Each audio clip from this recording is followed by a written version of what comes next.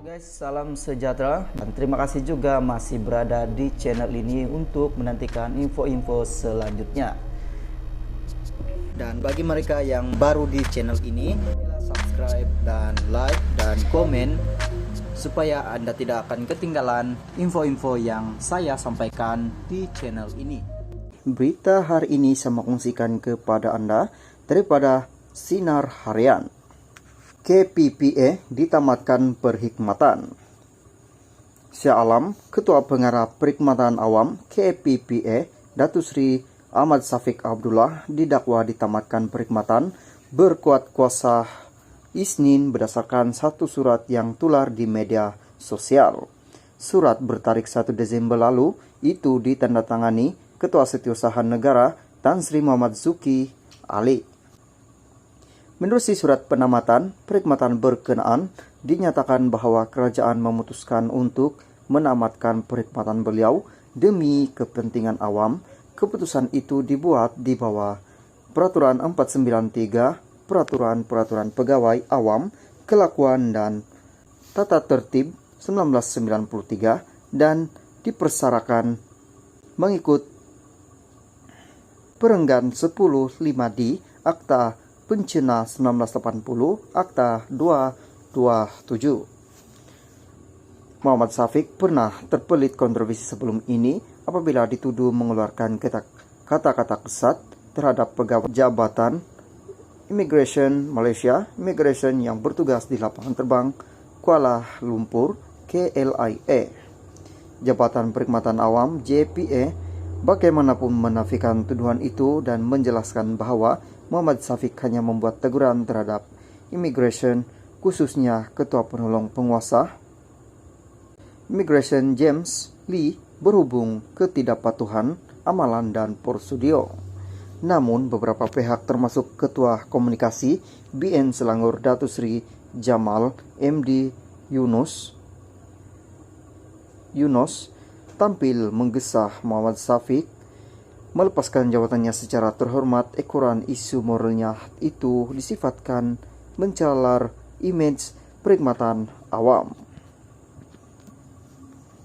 Halo guys, salam sejahtera dan terima kasih juga masih berada di channel ini untuk menantikan info-info selanjutnya. Dan bagi mereka yang baru di channel ini, sila subscribe dan like dan komen supaya Anda tidak akan ketinggalan info-info yang saya sampaikan di channel ini. Berita hari ini saya kongsikan kepada Anda daripada Malaysia kini. PM Menteri Terbabit Rasuah salah guna kuasa akan dipecat serta-merta. Mana-mana menteri di dalam kerajaan perpaduan yang didapati terlibat dengan budaya rasuah atau salah guna kuasa akan dipecat serta-merta. Kata Perdana Menteri Datuk Seri Anwar Ibrahim. Anwar menegaskan tidak akan bertolak ansur sekiranya budaya itu diwujud dalam kerajaan pimpinannya. Saya sudah beritahu kepada rakan-rakan jemaah menteri yang saya pilih. Yang pertama untuk soal tata kelola, makanya jangan tiada rasuah.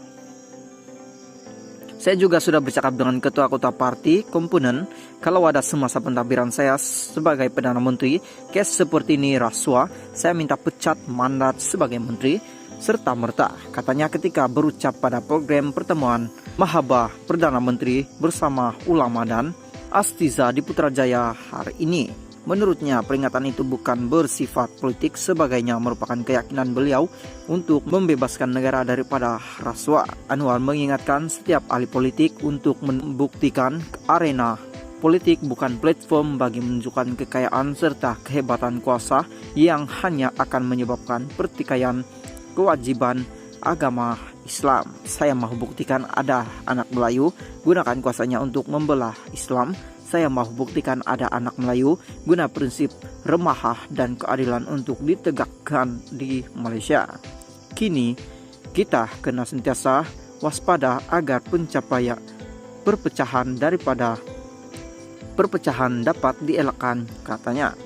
Dalam pada itu, Anwar berkata beliau juga akan memastikan badan-badan seperti Jabatan Peguam Negara dan Suruhanjaya Pencegah Rasuah Malaysia SPRM sentiasa tulus dalam menjalankan tugas, selain tiada siapa boleh terlepas daripada hukuman yang diputuskan mahkamah.